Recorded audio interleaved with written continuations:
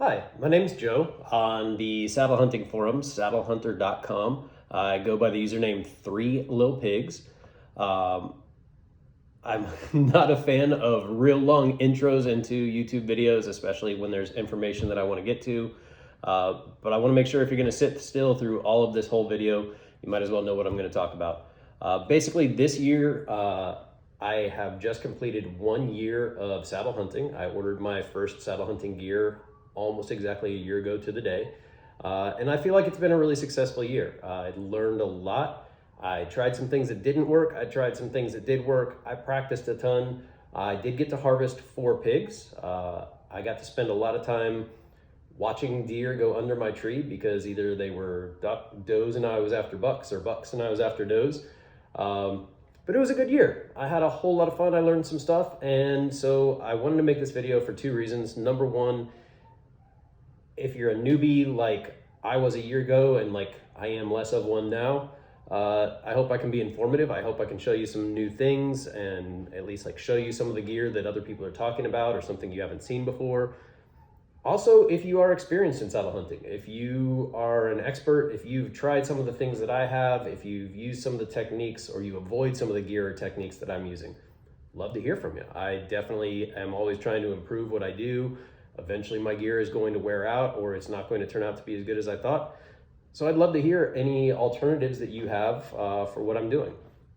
I will say, number one, more than anything else, if you watch nothing else in this video, the number one priority in saddle hunting is safety. Never ever take the word of an idiot on the internet. I have a computer and an opinion and I'm allowed to say whatever I want. That goes for me and everybody, even people who claim to be experts, even people who work in the industry. You got to find what works for you, and you have to, most importantly, get up that tree and back down safely, or not even get up it at all.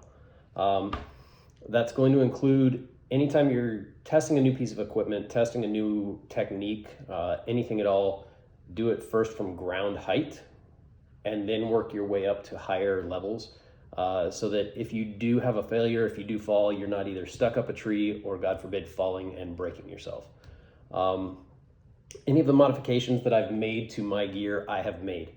I'm not suggesting that you do that.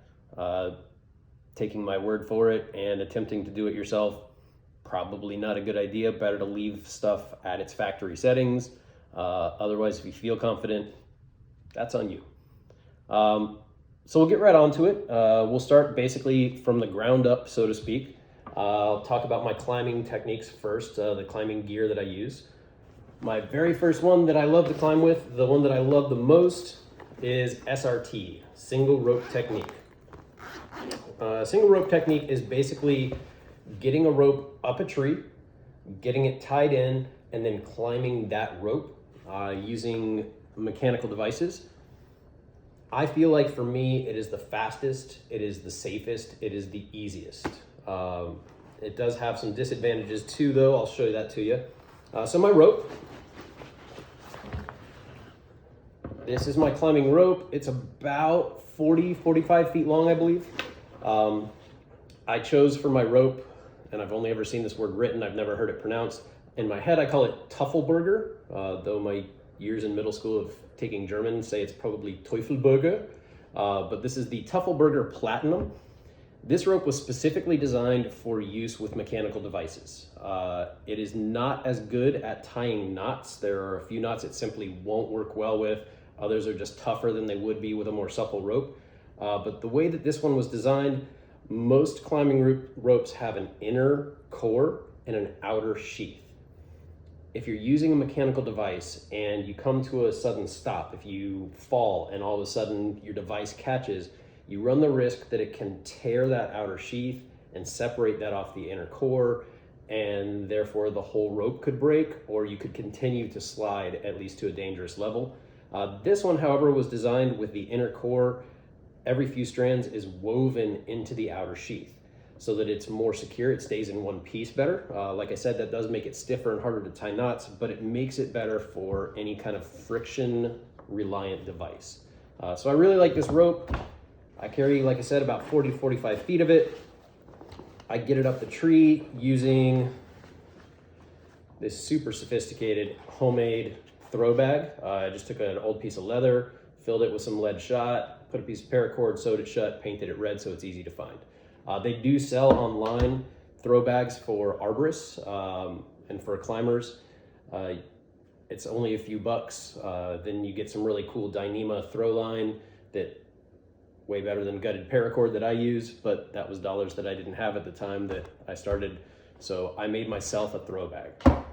Essentially the throw bag is used to toss over a limb in a tree and either girth hitch around the trunk of the tree or over the limb if it's strong enough. A good rule of thumb is don't tie off to any limb that is not at least as big around as your arm. And obviously don't tie off to limbs that are dead or look like they have dead branches on them, because that's not gonna hold your weight.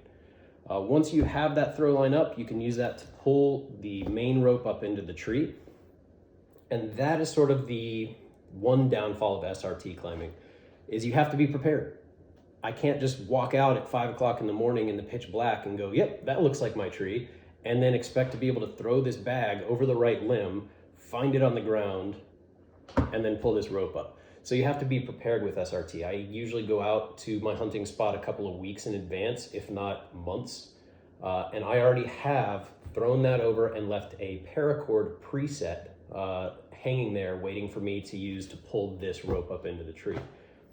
If I'm going to a new hunting spot I've never been before, or man, the wind is not right for where I have my presets and I got to choose another tree, that technique is just about not going to work. I have to have plenty of daylight to see what I'm doing. I have to have plenty of time to noisily throw that up into the tree and get all set up.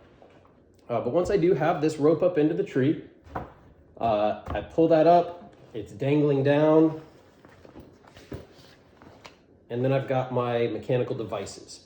It's essentially two parts. The first one, this is a hand ascender. They come in left or right-handed. If you buy the Petzl hand ascender, I don't think it really matters. It's just a matter of the part that grabs onto the rope is available on each side. So who really cares?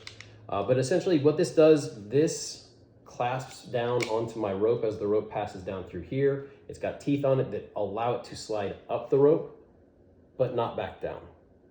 Hanging off the bottom side, I have a Petzl foot tape. This is essentially a nylon webbing aider that my foot goes into here. And so each time I lift my hand up the rope, I'm also lifting my left foot up with it. And then I can use that tension on here to step up with my left foot and then take up the slack with my right. It's a little hard to explain while I'm sitting down, but watch a couple of videos on it. It's pretty slick. Then once the rope has fed through the hand ascender, it comes down into my Gree Plus. This again is another device that allows rope to feed easily through one way, but not back the other. It kind of cams into place and locks on the rope. So if I'm trying to come back down with too much speed, it won't let me. This is then clipped into the bridge on my saddle. So my butt is being supported by this while my foot is being supported by the foot tape. And I kind of like, as I step up, I then take up the slack through the Gree Plus and let it drop down behind me. Again, a little difficult to explain sitting down without actually being attached to a rope, but it's a really cool system that the whole time the rope is under tension. I never have any slack in the line, and that's a very important aspect of saddle hunting and of climbing that you need to pay attention to, is any slack in your rope can be potentially disastrous. It's amazing, utterly amazing how quickly even a lightweight person can build up a ton of energy when they're in free fall. And so suddenly hitting the end of your rope, suddenly hitting the ground, or suddenly your device catches when you had slack in the line, even if you're not hitting the ground, it can strain or tear muscles. It can break bones. It can shock your system to where you're now dangling and unconscious. And that's real bad. So that's what I like about the SRT system, is I always have plenty of tension in my line. If I'm ever climbing up and man, I'm old, I got winded, I can just sit, lean my feet against the tree and kind of lean back and catch my breath again. If I'm looking around and trying to decide if I'm at hunting height or not, I can just sit there for a minute. And also when it is time to deploy my platform, to start hanging my gear, to put in a new tether, I can just sit there. I'm just hanging. I'm not going anywhere because this thing is rated to hold thousands of pounds and I'm over 100 pounds.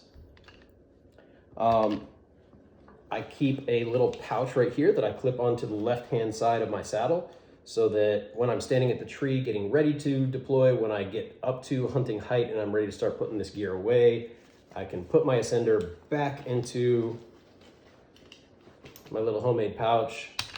Once I'm tethered in and I've clipped in with my new tether to my bridge, I can undo the Petzl Gree Plus and put it away. And then this also serves as a rappel device. When I'm coming back down, I reattach my SRT rope, and it's got this really cool handle that it didn't used to be able to feed line through, but now that I'm lifting this handle, it allows rope to play back through, and I can easily rappel down at an adjustable speed. Lifting it a little makes me go slowly, lifting it a lot makes me go quickly, and it also has a safety lockout that if I'm falling too quickly, it's got kind of an oh crap handle. If I pull it all the way, the whole system stops right then and there. So I really like that. It's a really nice, safe device, really easy to use. It was quick to learn. And so I definitely, whenever possible, prefer to use single rope technique to climb trees. However, like I said, can't always use the single rope. If I am coming into an area that, man, I just got an opportunity to hunt and I've never gotten to scout it, or at least didn't have time to throw a preset up in a set of trees, I have found another system that I love. This again is another crappy little hand-sewn jobby that clips onto the left-hand side of my lineman's belt. And in it is the Bullman Pioneer Minimalist Steps. These things, I'm in love with them. They're super, super easy to deploy, very lightweight. I've got, I think 12 of them now. They essentially work as just a little L-shaped step. The rope goes around the tree. This is AM steel rope.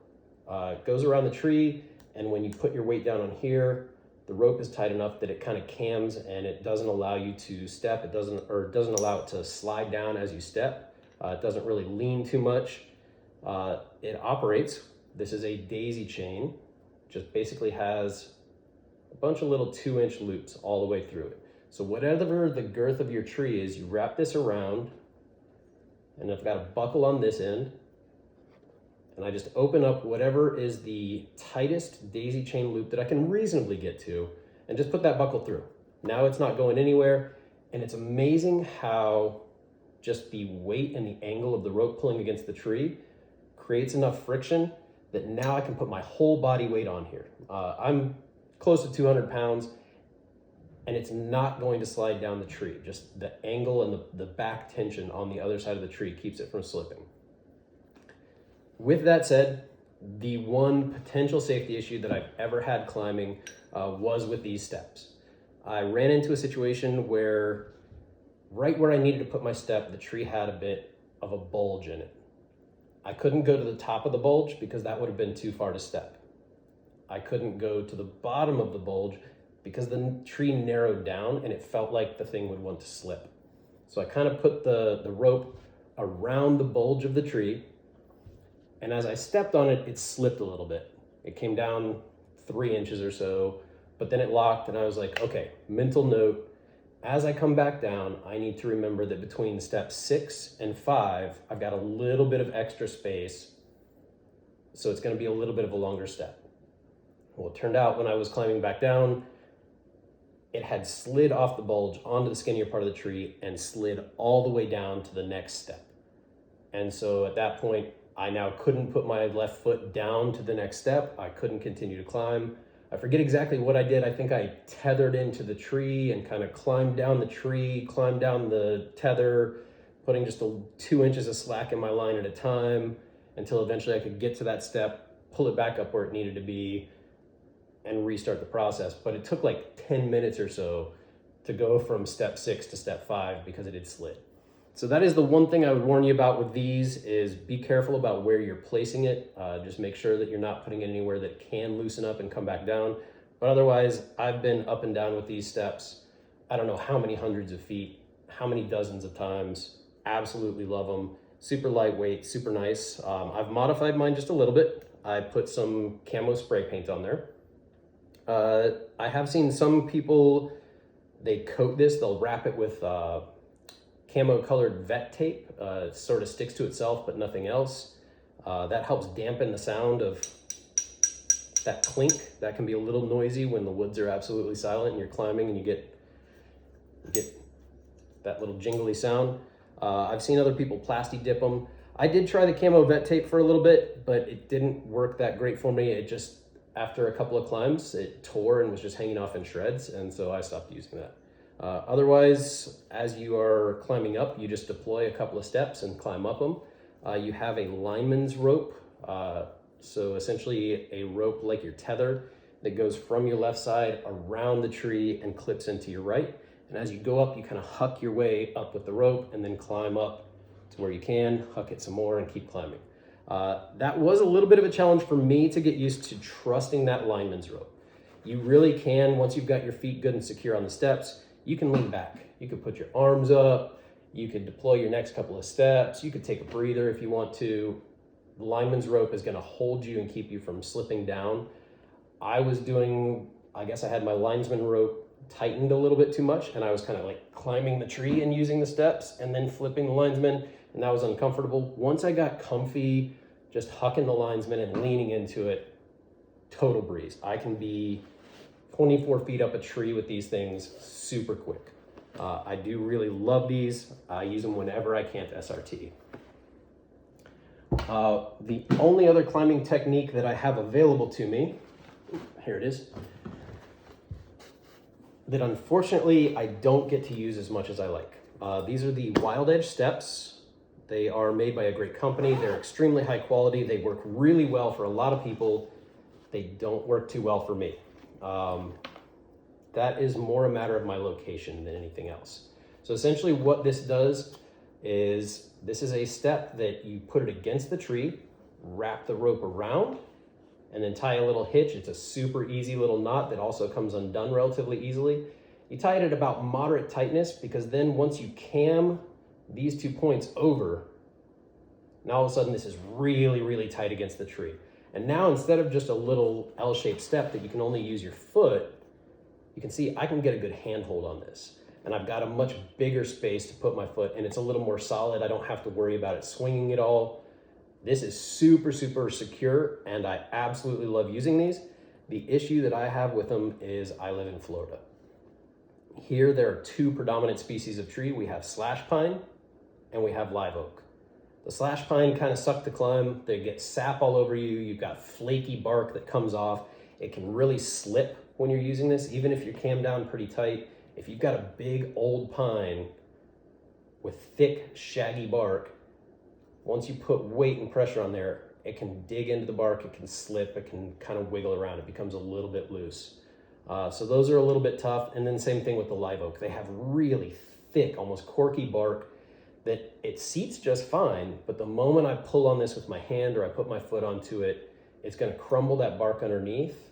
And so now this is kind of loose and kind of pivoting off that bottom point. And so I have to come back down, tighten this up just an inch, cam it over again, and now I'm really digging into the bark of that pine, the inner layers of the bark that are not supposed to be exposed for the health of the tree. And I don't like hurting trees.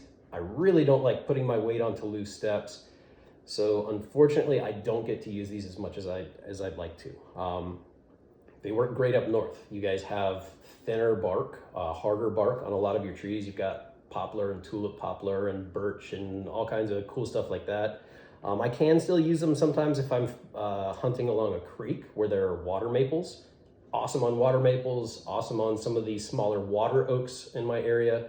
But just where I hunt, almost nothing but live oak and pine, so I don't get to bring these out very often.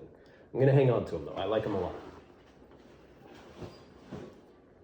Once I've gotten up to my hunting height, obviously I'm gonna need something to stand on. The first thing that I tried out didn't work great for me. Again, same kind of problem. These are the Bullman Outdoors Silent Approach Steps. They are really cool, but I get the same problem with crumbly bark. Essentially what these do, they wrap around the tree, just like I've got around my trunk here.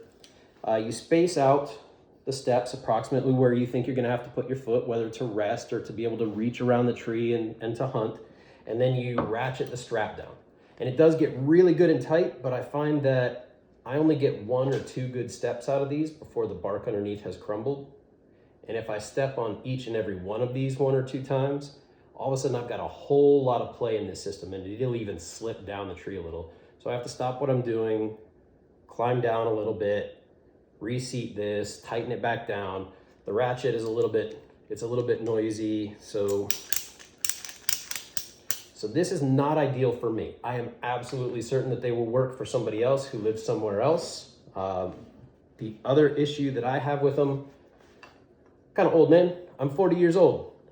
Standing on this little thing hurts my feet. I did talk to a member on the forum who said that these are not really designed so much to be stood upon as put your feet on it, lean your knees into the trunk of the tree and kind of sit. And that's cool, but I'm kind of old, man. If I sit for too long, I don't have great knees. I spent way too many years jumping out of boats onto hard concrete. And so my knees get stiff and sore, my legs start to lock up. So I really need something that allows me to stand up and sit down whenever I need to, allows me a little bit more ability to turn around. Otherwise, those just start making me real sore, even if I do have them all the way cranked down. So if somebody wants to trade me something for them, I'm always willing to take new gear, but those, as great as they are, probably never gonna use them again. What I got as a replacement instead, at the same time I got my Wild Edge steps, I also got the Wild Edge perch. I really, really dig this piece of equipment.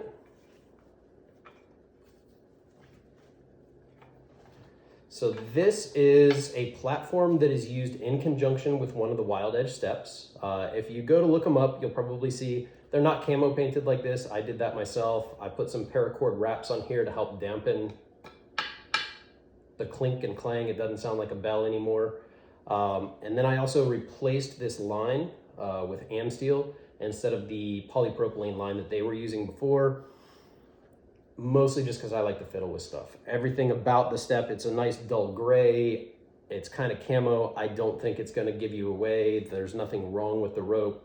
Just people do this, and so I tried it and I like it. But otherwise, you just put this perch onto the Wild Edge step. And I do still use this even when I'm not using the Wild Edge steps anymore, because this extra leverage that you have from having the platform stick out so far, once I've got this tightened down, I now have way more leverage to be able to cam this over and really crank it tight on the tree. This thing is rock solid. I can stand on the outside edge of it and lean really far around a tree. I don't really get too many stability issues with this particular one, but once in a while, if I'm on a really big old live oak, it can over time start to work itself a little bit loose. And so that's why I don't get to use this one as often as I like. I love its size. It is big enough to be comfortable to stand on for 4 to 6 hours at a time with no issues whatsoever. It packs down really small. I take and wrap the Amsteel around it, and I use a Night Eyes rubberized wire tie to hang it on the right-hand side of my saddle while I'm climbing. So it's just right there when I go to climb up, pop it on and deploy. Absolutely love this thing, but again, I can't use it every time. So I had to go in search of another solution.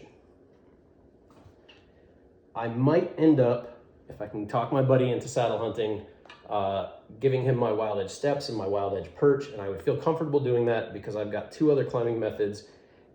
And for my platform, I now have the Out on a Limb Ridge Runner. This thing, it is the answer to my prayers. If there is an issue that I have with it, it is only that it is pretty big. It's relatively heavy. It maybe weighs a couple more ounces than some other platform options out there. It doesn't pack super well because it's big. But the size of it also makes it really, really useful. I can get both my boots on here, no problem. I can very easily, if I feel like I need to turn around because I hear a sound coming from the backward side of the tree, I can really comfortably turn around, put my tether over my shoulder and lean backward away from the tree because this thing is so comfortable and so rock solid. To deploy it, I just have to unwrap it, unfold it. It goes up against the tree this way. I've created another Amsteel daisy chain that comes around the standoff, and then I tie a trucker's hitch and tighten that down. And when I cam this over, it is rock solid. It's not going anywhere. It also has a little adjustment feature right here. This little screw can be turned to be further in or further out. If your tree is not exactly vertical and it's leaning one way or the other, you can adjust the angle at which your platform is sitting relative to the tree. So that is super helpful. I absolutely love this ridge runner.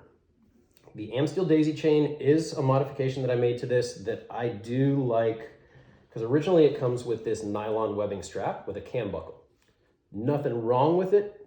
It is very, very strong. It's not showing any wear after I've used it a whole bunch, but it's a little harder to wrap up around the platform and keep secure. And then that's kind of loud. So I was not the hugest fan of that, and the Amsteel daisy chain absolutely has taken that place and made things a lot easier. I think they do this just because they can't guarantee the safety of the Amsteel, and this has been tested and rated and people know that it works. Another weird issue that I had with this one, I'd be really interested to find out if anybody else has had this experience, but these loops that attach to the standoffs on the Ridge Runner have this heavy duty rubber band on here. I think it's a castration band.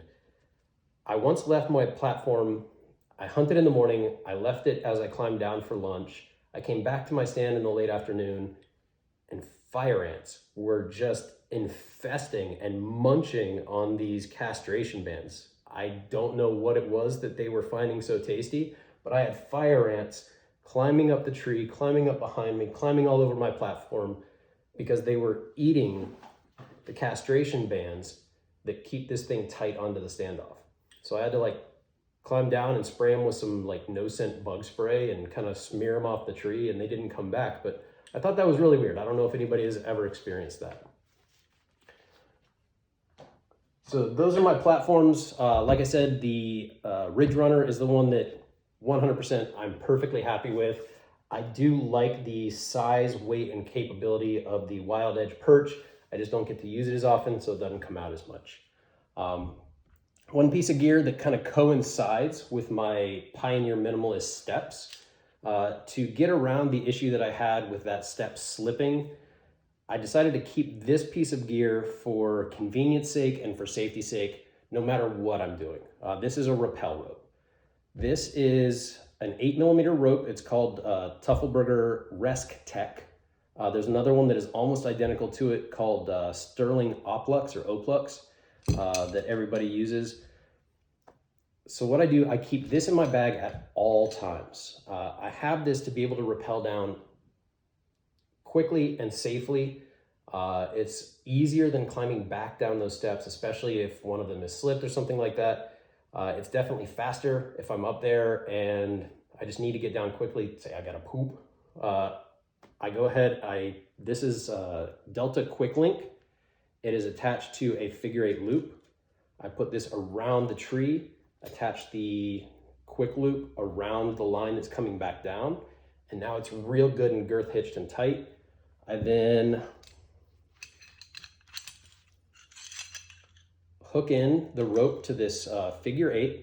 I'm not going to demonstrate that right now. There are a million videos on how to do it and do it safely. I'm probably not the best teacher for that, but it's a really easy, safe technique to just use friction to slow your descent and to make it to where if you're holding the rope that is feeding through this figure-8, even the littlest bit, I could stop that rope with just these two fingers from feeding down, and you can really easily tie it around and stop yourself. If you want to just kind of hang there for a second, say I did climb up with the Pioneer steps and I want to just conveniently come back down, I can tie off, take off a couple steps, stow them in their pouch, let myself down a little bit, tie off again, put away a couple steps. The other thing that I have in conjunction with this, so this is going to clip onto my saddle bridge right here with the rope coming through, I have what's called an auto block. This is another little Delta loop that I attach to one of my linesman's loops on my right-hand side because that's the side I'm feeding my line through. And this rope I tie into a Schwabish hitch on the rope that is feeding up into the figure-8. The auto block allows me, if I'm falling too quickly or if I lose control of the rope, I let go by accident, something happens to where all of a sudden I'm now falling at a rate faster than I can control. If I let go of that, that Schwabish hitch is going to tighten down on the rope that's feeding into the figure eight and just stop me right there. That way I'm not at 20 or 25 feet up a tree, all of a sudden falling in an uncontrolled descent and hitting myself. It immediately stops. So I recommend very strongly, if you're gonna be using this kind of a system for rappelling, definitely use an auto block. It's like $2 extra maybe to save your life. And this doesn't have to be super great. You could probably use paracord, but just something that's gonna grab this rope and keep you from falling. So I love this thing for its safety and convenience. If I'm ever up in the tree and, oh crap, I dropped my Petzl Gree Plus. If I dropped my SRT rope or found, man, there's a big fray in this thing that I don't trust anymore, no problem, I still have a method to get down the tree. Let's see from there. This is the part we've all been waiting for. This is my saddle. This is the H2 Slingshot.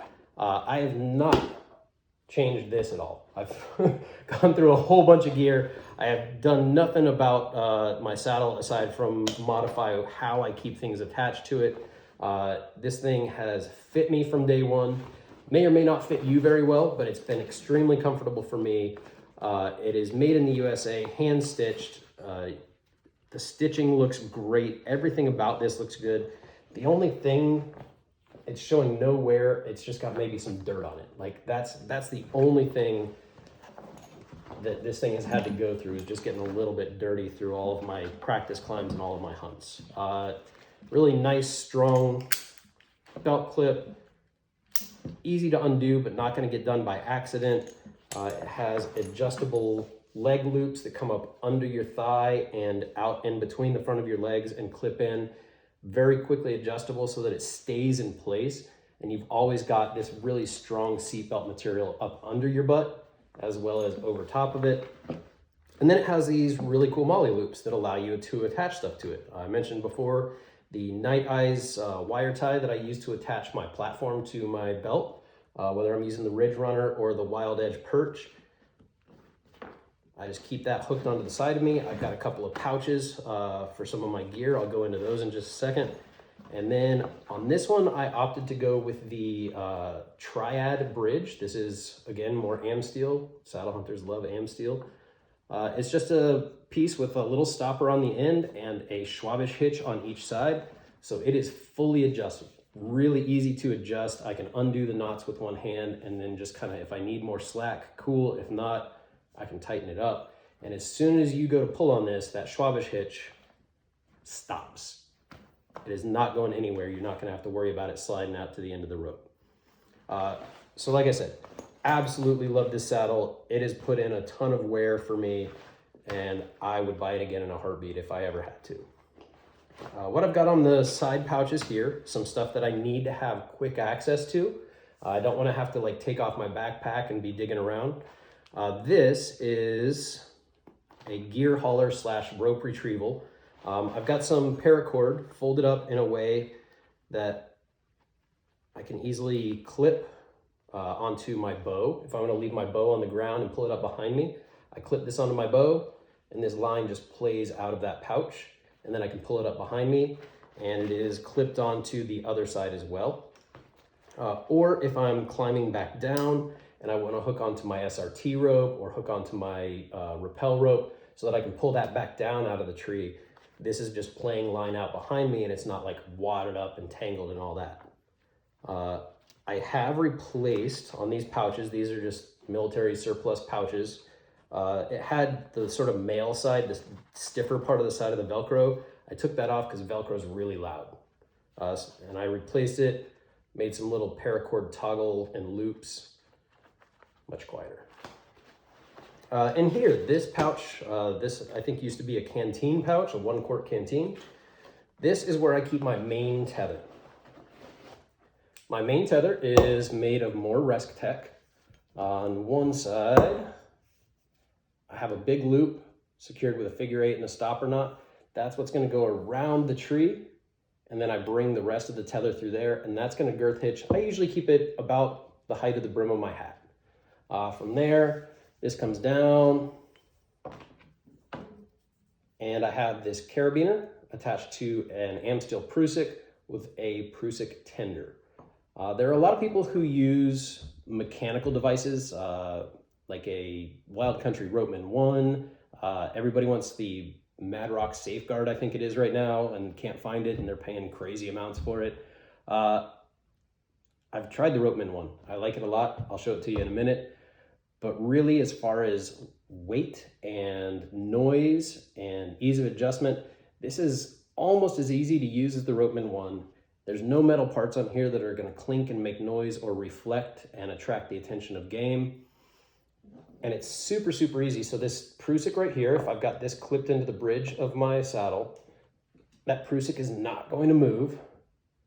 But if I need to give myself some more slack, all I do is pull on the top of that Prusik and it slides no problem. And then with this Prusik tender in place, it does the same thing that my fingers just did holding that. I can easily tighten that up one-handed. So I'm perfectly happy having just a Prusik and Prusik tender on a nice thin rope. It stows easily, it packs light, it makes no noise. I dig it. On the other hand, I do have another. I've used this as my tether. Now I use it more as just my lineman rope. This is more of the Teufelberger Platinum because I do have a mechanical device on this. If I'm going to be putting my full weight, and this is the thing that is keeping me attached to the tree with a mechanical device, I want a rope that is designed for use with mechanical. I do like the Teufelberger a lot, the Platinum, in that it doesn't fray very much. It is nice and stiff. It is really tough. The Ropeman, super cool, but it was like 40 or 45 bucks. That Prusik was a couple of bucks. It is kind of shiny, could potentially attract attention. When it's hitting on carabiners, it makes a little bit of noise, but it is really neat. It's got these teeth on it that are on sort of a spring cam that when it's engaged, you cannot pull your rope any looser. Your carabiner goes through here and attaches to your bridge. You can't pull down, but you can easily bring more tension into your rope. And then when you need to, there's a little wire that comes off here. I put a little paracord tab on it that makes it easier to grab. Just pull that, and now your rope does slide easily through. So like I said, I've used this as a tether. It works really well. It doesn't pack as well into this pouch. It's a little tight. And the stiffness of this rope and the amount that it doesn't fray makes it really good as a linesman's rope instead. So I like hucking this up the tree instead of hanging from it. Couple of things that I was not super, super pleased with on my H2 saddle, kind of minor issues. The triad bridge is an awesome concept. It works really well. Unfortunately, the Amsteel that it came with, you can see there's a big color difference between these two. I contacted the manufacturer. The owner got back to me right away. He said, you know, this is the same product. The Dyneema plastic that makes up the Amsteel, it's the exact same fibers, but this one has more dye in it. When they go to make it black, it doesn't stick real well to the white plastic. And so this is black Amsteel, and so is this. Just they put more dye in this, and it made the rope way stiffer. Like you see how much memory this has. It's keeping those coils. When you pull on it, it stays up like some kind of like weird bridge boner. I don't know. But also the Schwabish hitches here, when they're really tight, they can be enough of a hassle to have to undo to slide through. With this stuff, I physically could not one hand loosen this up. It was a two-hand project to loosen up that Schwabish and be able to adjust my bridge. So I wasn't a real fan of the materials that the Triad bridge came with, so I ordered some from Dutch Wear Gear. I made my own. Your results may vary. Do not attempt this at home, etc. But that was really my only issue with that. The other was that I ordered the whole climbing kit. It came with a couple of carabiners that have been great, and it came with 2 tether/linesman ropes. The linesman's ropes I found frayed very quickly from the bark picking at them. Now it was just seemed almost cosmetic. It was just the outer sheath of it little fluff here and there. It made it a little harder for the Prusik to slide, but I still trust the integrity of the rope. It didn't look good. I'm not getting that kind of fraying with the Rest Tech. I'm not getting that kind of fraying with the Platinum. So I do keep one as an emergency backup. I always, when I'm climbing, have at least my tether and my linesman, even if I'm not using the linesman. And then in my car, I've got a backup tether that something happens, if I forget one in a tree or if it tears too much, I can grab the extra one out of my car. But I'm not going to use that as my main support tether. I'm not going to keep that in use. I did find that I made a sleeve for it. I took the sleeve off of an Air Force jacket and kind of put a sleeve around it that keeps it from directly contacting the tree. But I feel like I shouldn't have to do that. So I don't mess with that. Your results may vary. So that's my saddle.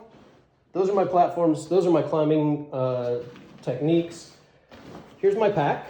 I'm kind of ambivalent about it. I do like it. It serves its purpose. When I first got it, I was pretty disappointed. I bought this one specifically from Bass Pro or Cabela's because it's got this. This is a rifle or bow holder. So as I'm hiking in, as I'm climbing up, I can have my firearm or my bow attached to the pack. And that's convenient. That's really cool. But I'm not a huge fan of these weird little wire clasps. I feel like there could be better clasps than that. They're kind of fiddly and kind of a pain in the butt to work with. Also, the belly strap. The padding on it is super thick. They're very stiff. When I go to hang this, I've got a carabiner right here. I hook it on my gear strap. I hang that up on the tree, and these belly straps always either want to fold up under and make the thing stick out, or they're kind of hanging off into nowhere. So, not the worst thing in the world. I mean, it's not a big deal, but it does have some great pockets. In this great big pocket, I put my water bottle and my thermocell. Here I keep my bow hook. I did not have the money when I needed a bow hook to buy one of the really cool Hero clips. So I bought a Night Eyes S-clip, broke off one of the wire gates and wrapped this with paracord so it would be a little more quiet and wouldn't clank. And it just hooks right onto my gear strap. I'll show you that in a minute. And then got another little pouch. I use this to keep thermocell refills because Florida, mosquitoes, constant. I keep my deer call in here. And so the backpack kind of hangs on the side of the tree. I try to keep all the stuff that I'm going to use frequently facing toward me. In this further pocket, that's where I keep stuff I might not need to use at all during my time hunting. So I've got some trail tape, I've got some reflectors, a little compass, some toilet paper. I might keep a couple little snacks in here, carrots or an apple or something like that. It's been a good pack. I'm not going to replace it anytime soon, but when it comes time, I probably won't get that one again. Inside the backpack, another very useful tool, something you almost definitely need is going to be knee pads. These are made by Alta, A-L-T-A. They're really similar to, there's a brand called Arc'teryx that a lot of guys get that are like 70 or 80 bucks. They seem really cool, but 70 or 80 bucks seems silly for knee pads. These at 40 or 45 still seems a little silly, but come on, they're way cool. They're camo. This nice rough texture here. It's very quiet against the tree because it's rubbery. Keeps you in place real well, made by Vibram. I dig them. They were 40, 45 bucks, and I don't regret it. Another thing I keep in my backpack at all times, a hank of paracord. It seems like I need some paracord at some point during my day, almost every day of my life. Never know when you're going to need to tie something off or lower something to the ground, or you need to replace some small piece of gear that it doesn't matter. Like obviously I wouldn't be replacing some of my life-saving equipment. I'm not going to try to rappel down out of a tree with paracord, but I'm going to need it at some point, so I always keep it in my bag. The other piece of kit that I really like, I made myself based on some designs I found online. That is my gear strap.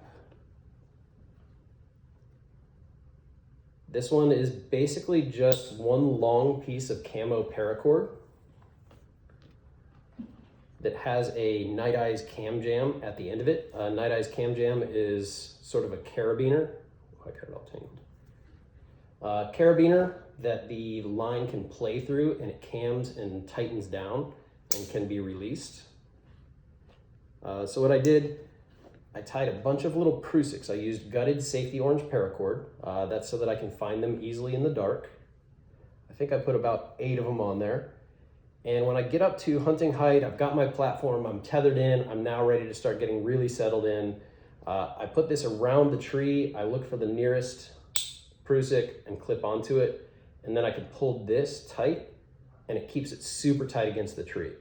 Then I've got all these Prusiks hanging around. I can clip my backpack onto here, my thermocell onto here, my deer call onto one. There's got to be one on the other side to hang my bow clip on. Handy little gear. I've seen some of these things that, like the flat nylon webbing ones, tend to go for like 20 bucks or whatever online. That's not a big deal. I'm sure they're great, but I got to make this one, and it was like $5, and it packs real small, and it's super lightweight, and it fits right in this tiny little pocket on my pouch. So I dig it. The only other thing that I keep on me at all times while I'm saddle hunting, that one I don't care about the Velcro, because if I have to use this little knife, something is wrong. I do always have a pocket knife on me, but the saddle tends to cover the pocket where it is. And so it'd be hard to reach if I was in an emergency. I always keep a little blade on me. Mostly all I've used it for so far is just to cut little branches, trim little twigs and stuff that are in my way while I'm hunting. But just in case I ever did fall, if I got like a rope cinched around my arm or my leg, if I had to cut myself free from something, it would really suck not to be able to get to a blade. And so I have that on my side where I can almost definitely get to it. Beyond that, obviously, I've mentioned my thermocell a couple of times. I try to spray up with scent-free bug spray if it's going to be a super nasty mosquito-y day. Otherwise, I just suffer through it. I've got my camo gear and all that kind of stuff. The big thing, though, the gear is great. The practice is more important.